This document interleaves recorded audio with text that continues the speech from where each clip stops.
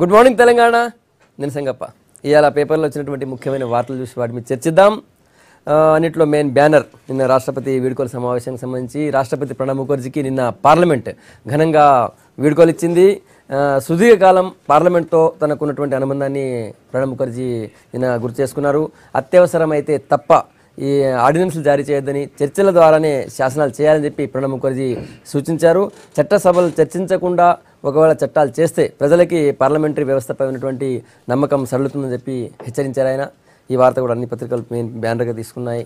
ఇక రెండవ వార్త చూసినట్టయితే క్రికెట్ మహిళల ప్రపంచ కప్ కోసం భారత్ పోరాడి ఓడింది. గట్టి పోటీ ఇచ్చి ఇంగ్లాండ్ జట్టుకు చెమటలు పట్టించినప్పటికీ చివరిలో 9 పరుగుల తేడాతో మనల్ని ఓడారు. అయినప్పటికీ మిథాలి టీం చూపించినటువంటి స్ఫూర్తిని అందరూ కూడా ప్రశంసిస్తున్నారు. ఆ వార్త కూడా ఒకటి ప్రధానంగా ఉంది. ఆ తర్వాత తెలంగాణలో 2019లో అధికారం లక్ష్యంగా పనిచేయాలని చెప్పి రాష్ట్ర బీజేపీ నిర్ణయించింది. నిన్న హన్మకొండలో జరిగినటువంటి 2 రోజులుగా జరిగినటువంటి బీజేపీ కార్యవర్గ సమావేశం నిన్న ముగిసింది. ఈసారి టీఆర్ఎస్ పైన పూర్తిగా పోరాటం చేయాలి, టీఆర్ఎస్ చేసిన కార్యక్రమాలు ప్రజా వ్యతిరేకంగా ఉన్నాయని చెప్పి వాళ్ళు చెప్పారు. తర్వాత ఆ మీటింగ్కి ముఖ్య అతిథిగా వచ్చినటువంటి జాతీయ ప్రధాన కార్యదర్శి రామ్ మాధవ్ రాజకీయాలంటే చారిటీ కాదు, రాజకీయాలంటే అధికారం చేజిక్కించుకోవడమే టార్గెట్ అని చెప్పి నిన్న ఆయన అన్నారు. ఆ వార్త కూడా ఒకటి ప్రధానంగా ఉంది. ఆ తర్వాత డ్రగ్స్ కేసు దర్యాప్తు కొనసాగుతున్నది. ఈరోజు సినీ నటుడు నవదీప్ సిట్ ముందు హాజరవుతున్నారు. దానికి సంబంధించిన వార్త కూడా ఒకటి ప్రధానంగా ఉంది. ఇవి ముఖ్యంగా ఉన్నటువంటి వార్తలు. రాజకీయాలంటే చారిటీ కాదు, రాజకీయాలంటే అధికారం చేజిక్కించుకోవడమే లక్ష్యం. నిన్న బీజేపీ జాతీయ ప్రధాన కార్యదర్శి రామ్ మాధవ్ మన రాష్ట్ర బీజేపీ నాయకులకు చెప్పినటువంటి విషయం ఇది, ఇచ్చినటువంటి సందేశం ఇది. ఆ పాయింట్ తీసుకుందాం. మనతో చర్చలో కాంగ్రెస్ నుంచి అద్దంకి దయాకర్ గారు, బీజేపీ నుంచి శ్రీధర్ రెడ్డి గారు, సిపిఎం నుంచి జూలకంఠ రంగారెడ్డి గారు, టీఆర్ఎస్ నుంచి భానుప్రసాద్ గారు మనతో ఉన్నారు. శ్రీధర్ రెడ్డి గారు, రాజకీయాలంటే చారిటీ కాదు, అధికారం చేజిక్కోవడం అంటే అది ఏంది లక్ష్యం ఏంది? రాజకీయాలు చారిటీ కాదు, చారిటీ అంటే ప్రజాసేవ ఉంటుంది ఒక రకంగా, ఒక కోణంలో. మరి రాజకీయాలు ప్రజాసేవ కోసమే అంటారు జనరల్గా. అయితే మరి మీ జాతీయ ప్రధాన కార్యదర్శి చెప్పింది, మీరు మీకు ఇచ్చిన సందేశాన్ని ఎట్లా తీసుకోవచ్చు?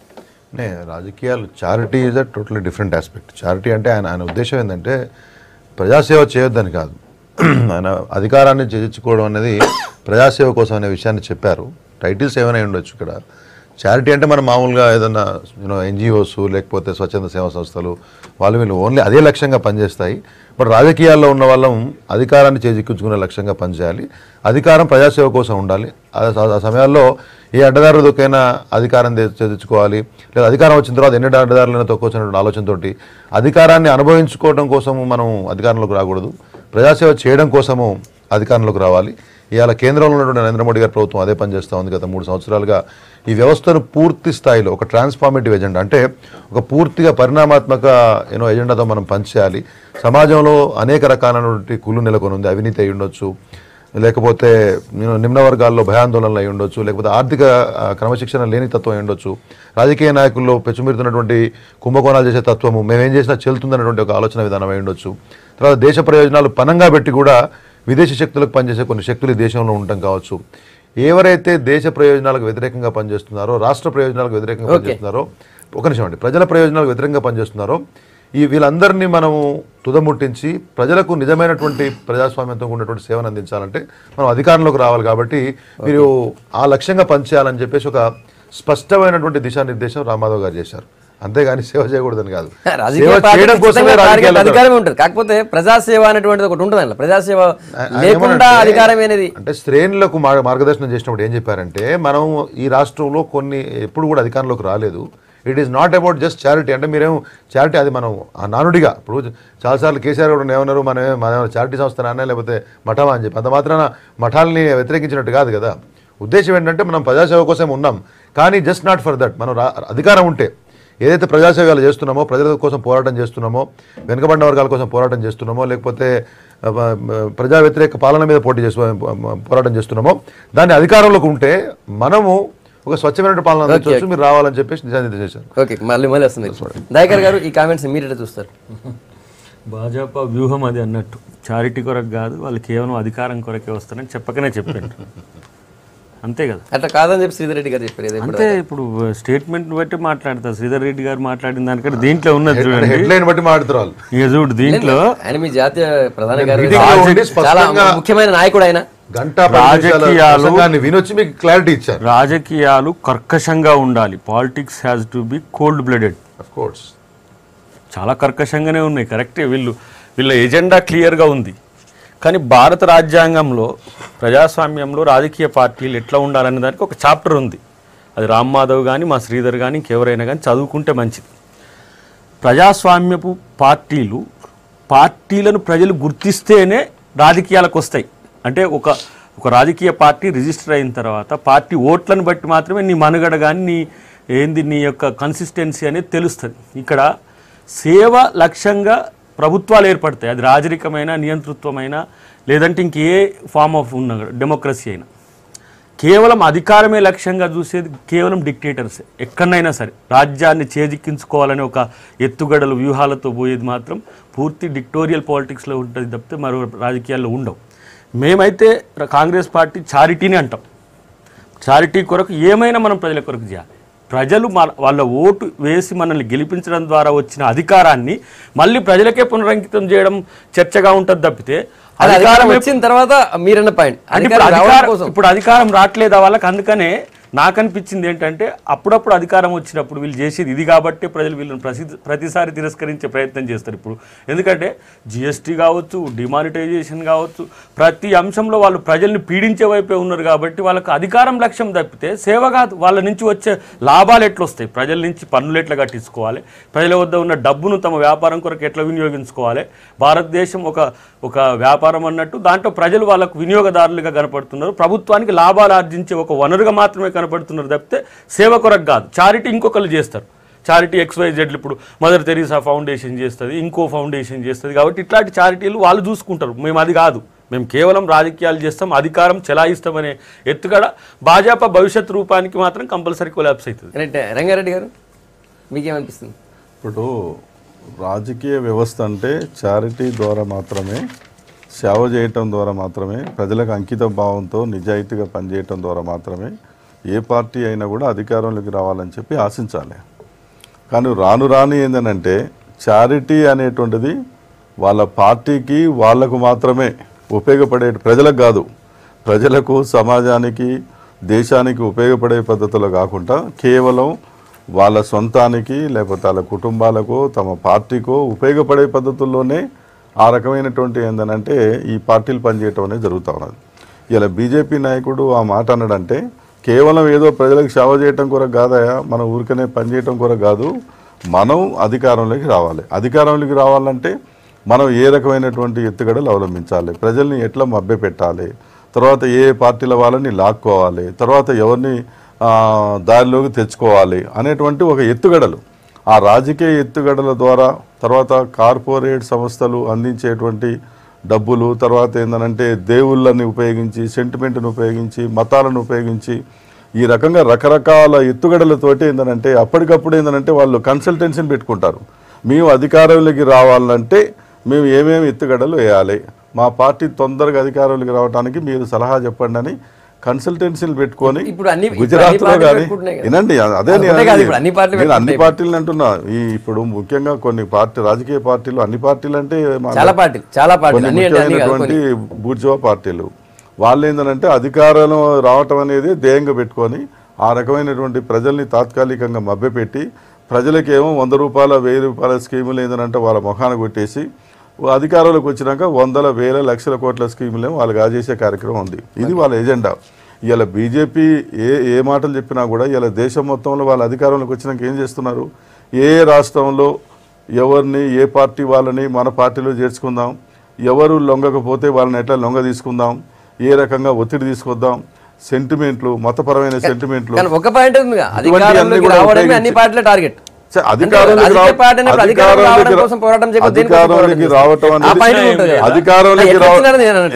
అధికారంలోకి రావటం అనేది ప్రతి పార్టీ కూడా కోరుకుంటది. కానీ అక్రమమైన పద్ధతుల్లో, తర్వాత సమాజానికి నష్టం చేసే పద్ధతుల్లో, దేశానికి నష్టం చేసే పద్ధతుల్లో, తాత్కాలిక ప్రయోజనాలకు, రాజకీయ ప్రయోజనాలు పొందటానికి సమాజాన్ని నాశనం చేయొద్దు, ప్రజల్ని ప్రజల మధ్య చీలికలు తీసుకురావద్దు, తర్వాత అవకాశవాద రాజకీయాలు ఆరంభించవద్దు, ఇతర పార్టీల వాళ్ళని చేర్చుకోవద్దు, వాళ్ళని లొంగ తీసుకోవద్దు, వాళ్ళ మీద తప్పుడు కేసులు పెట్టవద్దు, బెదిరించొద్దు, ఇటువంటి పనులన్నీ చేసి అధికారమే లక్ష్యంగా అంటే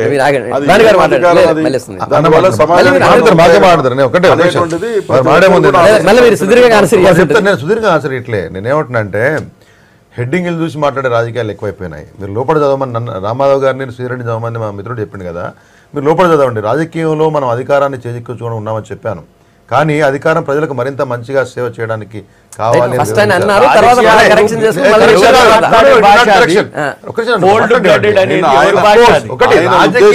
ఆయన ఉద్దేశము రాజకీయం కాంగ్రెస్ కంటే కర్కశంగా రాజకీయం చేయగలిగినటువంటి పార్టీలు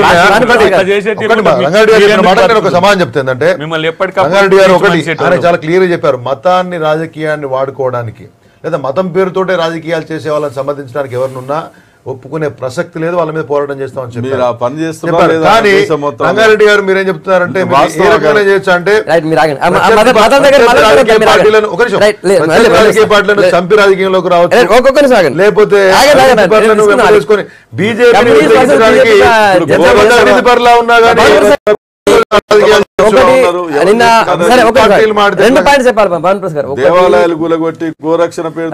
రాజకీయాలు చారిటీ కాదు, లేకపోతే కోల్డ్ బ్లడెడ్ గా ఉండాలి, కర్కశంగా ఉండాలి. ఆయన ఆ వర్డ్ అన్నారు, కోల్డ్ బ్లడెడ్ అంటూ వాడారు.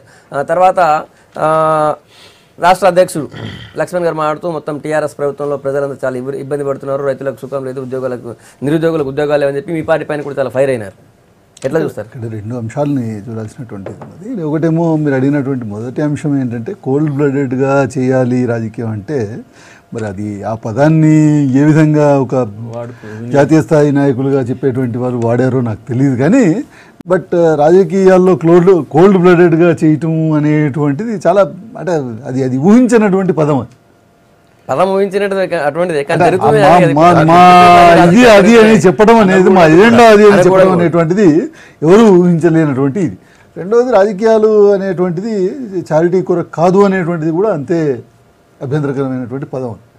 ఒకవేళ తను వాడి ఉంటే కనుక అది కూడా అభ్యంతరకరమైనటువంటి పదమే. కానీ రాజకీయాలు చారిటీ కొరకు కాదు. ఇప్పుడు ఇంకొకటి ఏంటంటే శ్రీధర్ రెడ్డి గారు కేసీఆర్ గారి కోర్టుని చేశారు. కేసీఆర్ గారి కోర్టు ఏంటి, మేము సన్యాసులం కాదు కదా, మేము సన్యాసిగా తీసుకోలేదు కదా అంటే, వాళ్ళు సర్వసంగ పరిత్యాగులు. సన్యాసి అనేటువంటిది ఏంటి, సర్వసంగ పరిత్యాగులు వాళ్ళు. దానికి దీనికి కంపారిజన్ కుదరదు. సో ఇక్కడ ఈ ఆ రెండింటినీ కంపేర్ చేస్తూ మాట్లాడటం అనేటువంటిది సంబంధం లేనటువంటి అంశం.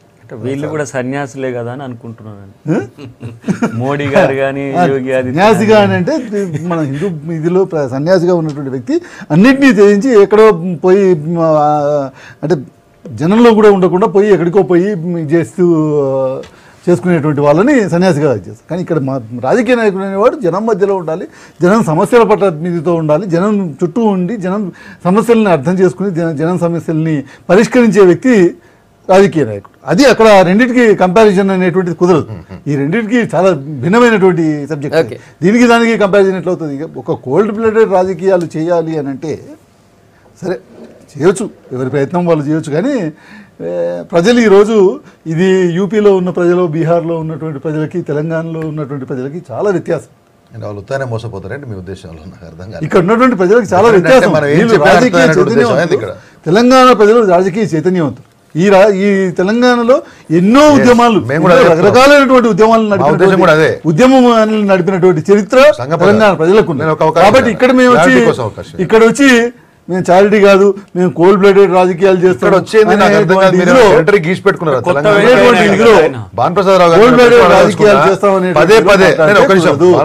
రెండోది లక్ష్మణ్ గారు మాట్లాడినటువంటి అంశం ఉన్నది. లక్ష్మణ్ గారు మాట్లాడేది ఏంటంటే ఇక్కడ సంక్షేమ కార్యక్రమాల గురించి, ఇక్కడ అభివృద్ధి కార్యక్రమాల గురించి మాట్లాడుతూ ఉన్నారు. ఎస్, మేము చెప్పాం, గతంలోనే చెప్పాం. మీ అమిత్ షా గారు వచ్చి మాట్లాడినప్పుడే మీ అధ్యక్షులు వచ్చి మాట్లాడినప్పుడే మా అధ్యక్షులు సమాధానం చెప్పారు. ఈరోజు కూడా మేము చెప్తున్నాం, మీరు మాట్లాడినటువంటి దానికి చెప్తున్నాం. మీరు పక్కనే ఇటు పక్కన అటు పక్కన చాలా రాష్ట్రాల్లో మీరు పరిపాలన కొనసాగిస్తున్నారు. అక్కడేం జరుగుతుంది, అక్కడ సంక్షేమ కార్యక్రమాలు ఏ విధంగా నడుస్తున్నాయి, సంక్షేమానికి ఎంత ఖర్చు పెడుతున్నారు, అక్కడ అన్ని వర్గాల ప్రజలను కలుపుకొని పోతున్నారా లేదా, అన్ని మతాల ప్రజలను కలుపుకొని పోతున్నారా, సమన్వయం ఉందా లేదా, లేకపోతే ఇక్కడ ఎటువంటి పరిస్థితి ఉంది, ఈ రాష్ట్రంలో ఎటువంటి పరిస్థితి ఉంది, ఈ రాష్ట్రంలో లా అండ్ ఆర్డర్ సిచ్యువేషన్ ఏంటిది, ఈ రాష్ట్రంలో మేము వచ్చేప్పటికి ఉన్నటువంటి పవర్ సిచ్యువేషన్ ఏంది, ఈ రాష్ట్రంలో రైతులకు ఎన్ని గంటల పవర్ ఇచ్చేవాళ్ళు గతంలో, ఈరోజు మేము వచ్చిన తర్వాత ఎన్ని గంటల పవర్ ఇస్తున్నాం, అంతకు ముందు ఉన్నటువంటి ఎరువుల పరిస్థితి ఏంటి, అంతకుముందు పెన్షన్లు ఎప్పుడు వచ్చేటి, ఈ రోజు పెన్షన్స్ ఏ విధంగా వస్తున్నాయి, ఎంతమందికి పెన్షన్స్ వచ్చాయి, ఈ రోజు ఎంతమందికి పెన్షన్స్ వస్తున్నాయి, ఈ విధంగా సంక్షేమ కార్యక్రమాలు కానీ అభివృద్ధి కార్యక్రమాలు కానీ మీకు కనబడట్లేదు అని అంటే నిజంగా మీరు కళ్ళకు గంతలు కంటుని కోల్పోయే రాజకీయాలు చేయడానికి బయలుదేరినట్టుగానే కనబడుతుంది. పార్టీ శ్రేణులకు దిశానిర్దేశం చేసేటప్పుడు ఆ ఉత్తేజం కలిగించడం కోసము మనం పోరాటం చేయాలా, అధికార పార్టీ మీదనో లేకపోతే ప్రజా వ్యతిరేక పాలసీల మీదనో పోరాటం చేయాలన్నప్పుడు ఖచ్చితంగా రాజకీయ నాయకులు కొన్ని మాటలు మాట్లాడతారు. దాన్ని మీరు టూ ట్రాన్స్లేషన్ చేసుకున్నా ఇబ్బంది ఏం లేదు. చారిటీ కోసం కాదు అని చెప్పారు, రాజకీయాలు కర్కశంగా ఉండాలని చెప్పారు. ఏ మాత్రం ఆ మాటలకు విచారించే అవసరం లేదు. ఐ రీటరేట్ వి స్టాండ్ అన్నట్టు అని చెప్తున్నాను. కాకపోతే భానుప్రసాదరావు గారు ఒక మాట చెప్తున్నారు, అది ఉత్తరప్రదేశ్ కాదు, ఇది కాదు, తెలంగాణ ఏమన్నా పాకిస్తాన్లో ఉందా, మీరు ఏమన్నా అర్రాజు రాసుకున్నారని అడుగుతున్నాను నేను. తెలంగాణ అందరిది, అందరం కలిసి తెచ్చుకున్న తెలంగాణలో మీకు అధికారం ఇచ్చారు, మీరు అధికారంలో ఉన్న దగ్గర మేము అధికారంలోకి రావాలని కోరుకోవడం సహజము. దానికోసం బీజేపీ పార్టీ పోరాటం చేస్తుంది. మీరు చేసేటటువంటి అనేకమైనటువంటి లోపాలైతే అధికారంలో ఉన్న వాళ్ళు ఎవరైనా కానీ ఉండొచ్చాయి. ఆ గతంలో కాంగ్రెస్ చేసిన నేషనల్ సిచ్యువేషన్లో మేము కొట్లాడినాము, అధికారంలోకి వచ్చినాము, మిగతా రాష్ట్రాల్లో కాంగ్రెస్ను కూలదోసినాము. ఇక్కడ ఇవాళ మీరు చేసినటువంటి మీరు ఎక్కడ తప్పు చేసినా అది మాట్లాడతాము. ప్రజలకు నచ్చితే వాళ్ళు మీకు అధికారం ఇస్తారా మాకు అధికారం ఇస్తారా తేల్తారు.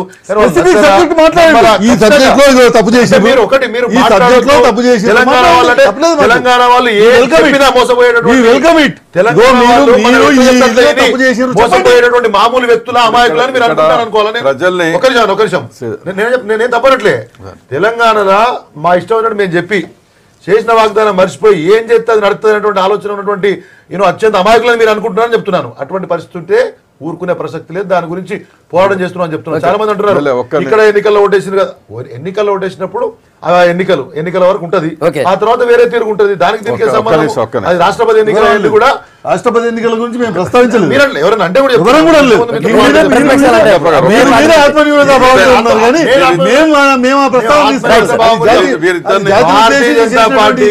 ఆత్మన్యూనతా భావం అక్కర్లేదు. అధికారం అప్పచెప్తే మీరు ఏం చేసినారు? అధికారం అప్పచెప్తే మా మిత్రుడు చెప్పిన అధికారం అప్పచెప్తే ఇక్కడ ఒక్క దగ్గర కూడా ఎటువంటి కుంభకోణం వరకు లేకుండా పాలన చేస్తా ఉన్నాము. మిగతా రాష్ట్రాల్లో ఉంది, ఇక్కడ అదే చేస్తాము. కాబట్టి ఒకటి వీరిద్దరికి ఒకటి అడగదలుచుకున్నాం. మోడీ గారు చాలా గొప్పవాడు అని చెప్పేసి ఆయన మీద ఈగను కూడా ఆలనిచ్చే పని కేసీఆర్ గారు చేస్తున్నారు. కేసీఆర్ గారు ప్రధానమంత్రి గారు తర్వాత ఇక్కడికి వచ్చినప్పుడు కేసీఆర్ గారు ముఖ్యమంత్రిగా ఉన్నప్పుడు ఆయన కూడా చాలా గొప్పవాడని ఆయన పొగుడుతుండు.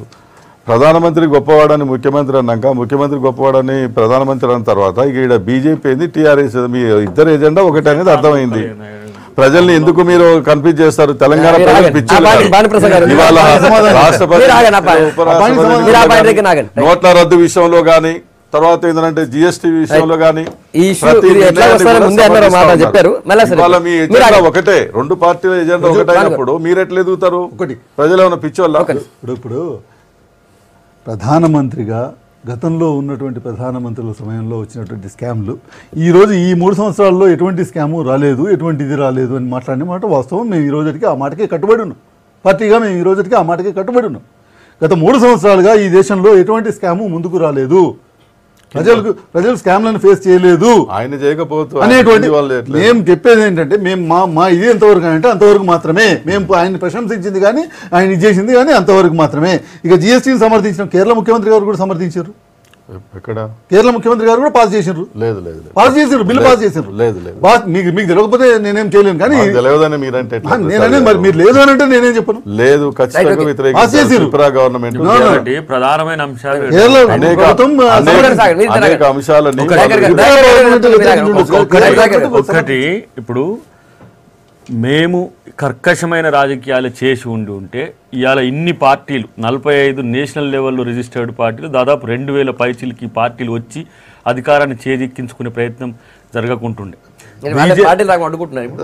అంతే ఎందుకు Emergency రాజకీయం పెట్టి వీళ్ళని దేశం తొక్కి మొత్తం పడేస్తుంటాం కదా జైల్లో బీజేపీని, మతం పేరు మీద వచ్చే సంగప్ప గారు. బీజేపీని తొక్కి పడేస్తుంటాం కదా, మతం రాజకీయాలు చేసేదానికి బతకనివ్వమండి. చెప్తాను, రెండే ఎగ్జాంపుల్ బీజేపీ అంటే మీరు ఎట్లయినా తీసుకోండి. కేసు పెట్టాలి రామ్మాధవ్ మీద. లోపల పడేయాలి. ప్రజాస్వామ్య వ్యవస్థ ఏ గొప్పతనం. మాట ఏ మాట్లాడతారు ప్రభుత్వానికి కాదు. ఎవడైతే మాకేంటి? సంగప్ప గారు, రెండే ఆయన ప్రభుత్వం. RSS అయితే భారత ఏంది, ఇంకేదైతే ప్రజాస్వామ్య ఏంది? వ్యవస్థ యొక్క గొప్పతనం. అట్లా మాట్లాడే హక్కు ఎవరికి మాటలు పాలిటిక్స్ వ్యవస్థ పట్ల, వ్యక్తుల పట్ల రెండే examples. నువ్వు పోయి ఆంధ్రాలో చేసుకో, లేకపోతే పోయి ఛత్తీస్గఢ్ లో చేసుకో. కర్కశుడు కాదు మీరు. ఏం మాట్లాడుతున్నావు? నీ రామ్మాధవ్ ఎంత, ఆయన స్థాయి ఎంత? రామ్మాధవ్ రాజకీయాలు స్థాయి ఉద్దేశించే బాబు. నీ రామ్మాధవ్ తల్లి తండ్రి కొడతారు, గుర్తుపెట్టుకో. కోల్డ్ వ్యక్తిగతంగా మనం మాట్లాడాలి. ఒక పార్టీ జనరల్ సెక్రటరీ నేనంతా మోడీని మొత్తం కోసి పడేయాలంట. వాళ్ళెంత ఏమంటే బీజేపీ ఎంత? అందరికంటే మనమే గొప్ప అనుకుంటున్నారు. నేనంటా మోడీ సన్నాసి, మోడీని కోసి పడేయాలంట. కోసి పడేయాలంట. అది ఒప్పుకుంటారా మీరు? మంచి గౌరవం ఇలాంటి పనికిరాని చెత్త నాయకులు కాబట్టి బీజేపీ వాజ్పేయి చూసుకోండి. వాజ్పేయి కాలంలో ఓకే.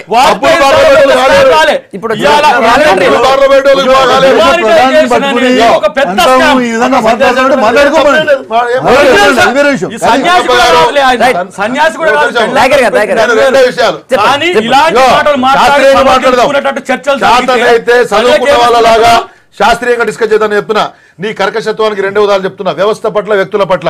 వ్యవస్థ, నాకు అధికారం రాదామనుకుంటే దేశంలో రాజకీయ నాయకులతో పాటు అందరినీ జైలు వేసిన ఘనత ఎమర్జెన్సీ కాంగ్రెస్ పార్టీది. రెండవది వ్యక్తుల పట్ల. చరిత్ర దక్షిణాది నుంచి ఖలిస్తాన్ పంజాబ్ మొత్తం కూడా చచ్చిపోతే బీజేపీ ఛాయ్ వాలాను, ఒక ఛాయ్ వాలాను కాంగ్రెస్ పార్టీ. బీజేపీ ఛాయ్ వాళ్ళని బీజేపీ చేసుకున్నారు. వాళ్ళు మీరేం చేసినారు?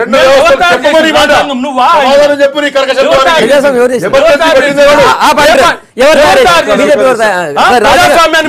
బిల్డప్ చేసింది కాంగ్రెస్ పార్టీ తయారు చేసింది. అమెరికన్ రాజ్యాంగాన్ని కాంగ్రెస్ పార్టీ తయారు చేసింది. ఎవరు తయారు చేసింది? ప్రజాస్వామ్యాన్ని చంపేస్తే మీరే తయారు చేసింది. రైట్. ఇదే పాయింట్ తీసుకున్నాం. ఆయన పెద్ద పాయింట్ తీసుకొచ్చారు. దాన్ని వైలేట్ చేస్తున్నారు వాళ్ళు. మతం పేరు మీద రాజకీయాలు చేస్తున్నారు. బీజేపీ విమర్శించండి, ఏమని చేయండి.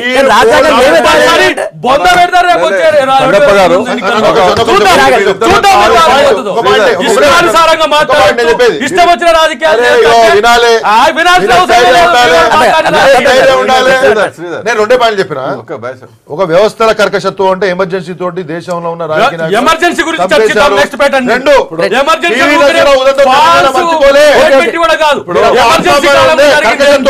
చనిపోయిన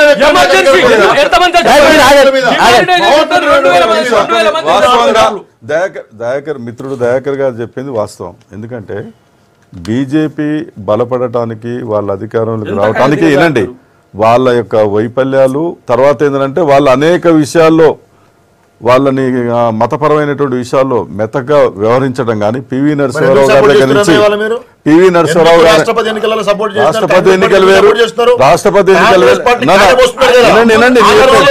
నేను చెప్పేదేనండి, రాష్ట్రపతి ఎన్నికలు వేరు, రాష్ట్రపతి ఎన్నికలు వేరు, కాంగ్రెస్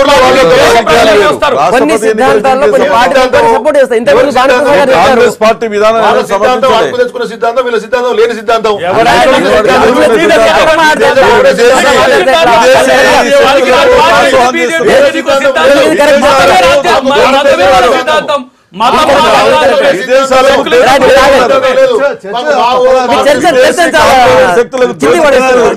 దేశాన్ని మొత్తం కూడా ఇంతకుముందు బీజేపీ జాతీయ ప్రధాన కార్యదర్శి రామ్మాధవ్ మాట్లాడిన కామెంట్ మీద తీసుకున్నాం. ఇప్పుడు ఈ డ్రగ్స్ కేసుకు సంబంధించినటువంటి దర్యాప్తు ఇంకా కొనసాగుతుంది. అది కంటిన్యూ అవుతుంది సీరియల్ లాగా. ఈరోజు ఇంకో సినీ నటుడు నవదీప్ వస్తున్నాడు. తర్వాత మిగతా వాళ్ళని కూడా విచారిస్తామంటున్నారు.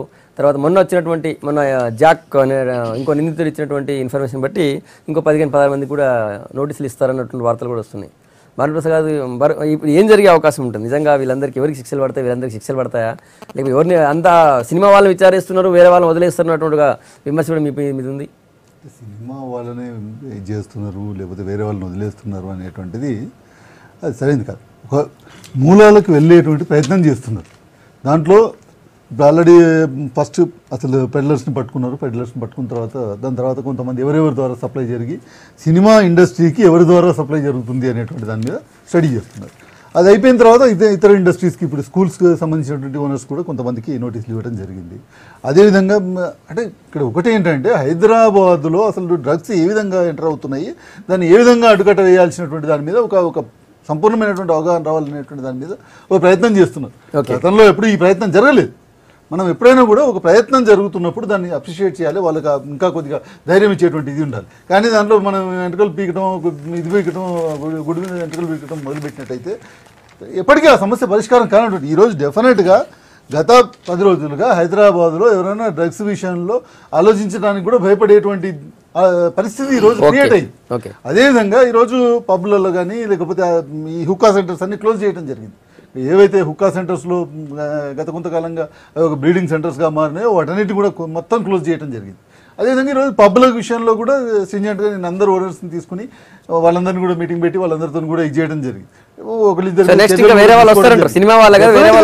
ఒక్కొక్కరిని తీసుకుంటూ ఏ రంగా ఎక్కడెక్కడ ఇవి ఉన్నాయో వాటన్నిటి మీద కూడా చర్యలు తీసుకోవడం జరుగుతుంది. గవర్నమెంట్ ఈ డ్రగ్స్ విషయంలో ఆ డిపార్ట్మెంటు ఎక్సైజ్ శాఖ ఈ ప్రయత్నం చేయటం అనేది మంచిదే. కానీ ఏంటంటే ఇది నిష్పక్షపాతంగా చేయాలి. మొత్తం తెలంగాణ ప్రజలందరిలో ఒక చర్చ జరుగుతూ ఉన్నది. సినీ ఫీల్డ్కి సంబంధించినటువంటి వాళ్ళని పిలిచి విచారిస్తూ ఉన్నారు. తర్వాత ఆ పేర్లే బయటకు వస్తూ ఉన్నాయి.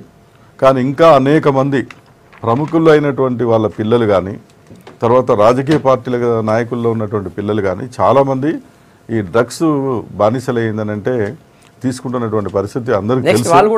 రెండులో ఏంటంటే క్లబ్బులు పబ్బులు వాళ్ళని ఎందుకు మీరు ప్రత్యేకంగా తీసుకొచ్చి మీకు ఎక్కడి నుంచి వస్తుంది, వాళ్ళు దాంట్లో సప్లై చేస్తున్నారు కదా, ఆ యజమానులకు తెలుసు కదా, మరి వాళ్ళని ఎందుకు డైరెక్ట్గా పిలిచి విచారించారు?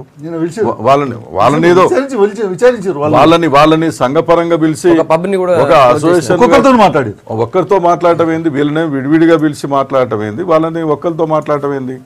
కాబట్టి ఏంటంటే గవర్నమెంట్ కేవలం ఒకవైపునే అంటే ఒక సెక్టార్లో పనిచేసినటువంటి వాళ్ళని మాత్రమే పిలిచి విచారించడం అనేది ప్రజలు తప్పుపడతా ఉన్నారు. ఎందుకంటే నయీం కేసు కూడా మనకు అర్థమైంది.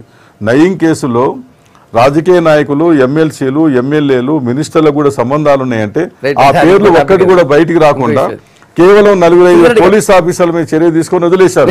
ఇది కూడా అదే జరుగుతా ఉంది కోణాల విషయంలో. కానీ అంటే ఇక్కడ కొన్ని కేసుల సందర్భంగా గవర్నమెంట్ స్పందించి చర్యలు తీసుకోవడం మంచిదే. కానీ గవర్నమెంట్కు ఇష్టమైతే ఒక రకంగా, ఇష్టం కాకపోతే ఒక రకంగా, తర్వాత వాళ్ళు ఏకపక్షంగా కొంతమందిని వదిలేసి కొంతమంది మీద తీసుకోవడం అనేది అది సరైనది కాదు. ఇంకా కంటిన్యూ అవుతుంది, ఇంకేదో వదిలేస్తారా? గతంలో జరిగినటువంటి కేసులు కూడా మనం చూసాం కదా. శ్రీధర్ గారు, ఇప్పుడు ఒకటండి ఇన్వెస్టిగేషన్ జరుగుతుంది, మనం చూస్తూ ఉన్నాం. కాకపోతే రంగారెడ్డి గారు మాట్లాడినట్టు చాలా మందిలో అనుమానాలు అయితే ఉన్నాయి. ఇప్పుడు వచ్చే వాళ్ళందరూ కూడా ఆల్మోస్ట్ అవుట్డేటెడ్ బ్యాచ్. ఈ తరుణ్ వీరుణ్ వీళ్ళందరూ కూడా ఇప్పుడు పెద్ద సినిమాలు ఏం లేవు వాళ్ళకి. అయితే ప్రముఖులు ఎట్లయితారు? ఈ ప్రముఖులని మీరు రాస్తే ప్రముఖులు అవుతారు.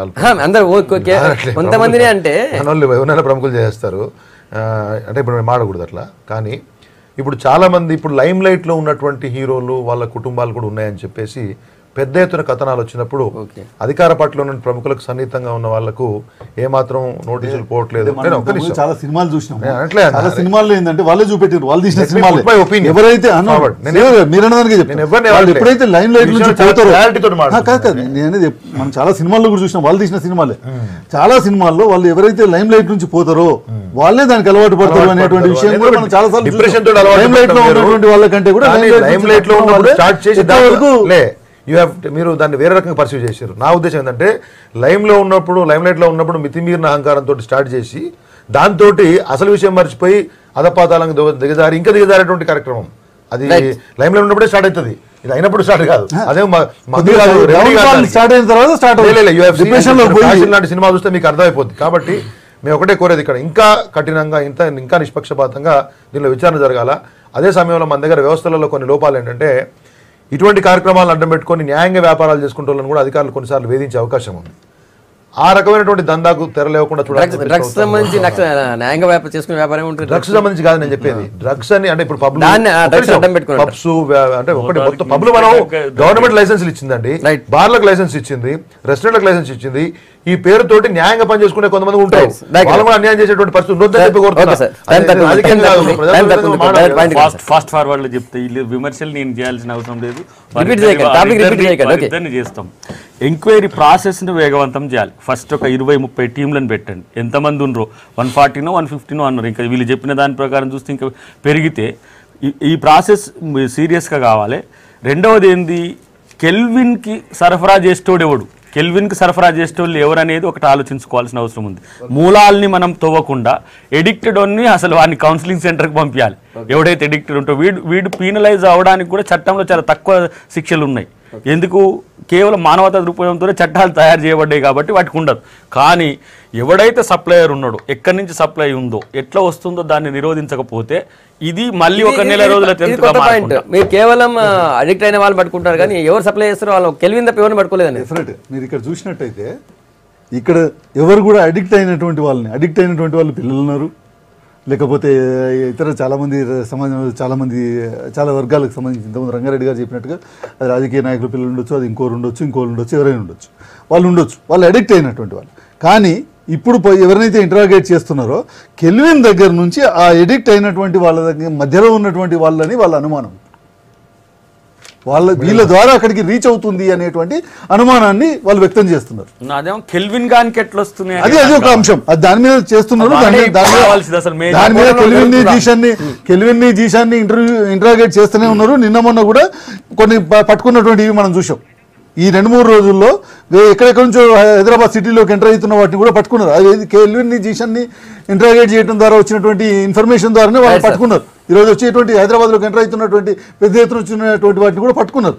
అవి ఒకవైపు చేస్తూనే ఉన్నారు.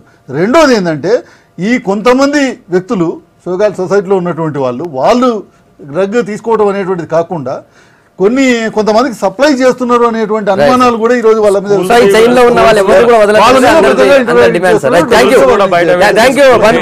రంగారెడ్డి గారు, శ్రీధర్ రెడ్డి గారు, అద్దంకి దయాకర్ గారు, గుడ్ మార్నింగ్ తెలంగాణ మీ అభిప్రాయాలు చెప్పినందుకు. మళ్ళీ రేపు పొద్దున కలుద్దాం. Stay tune.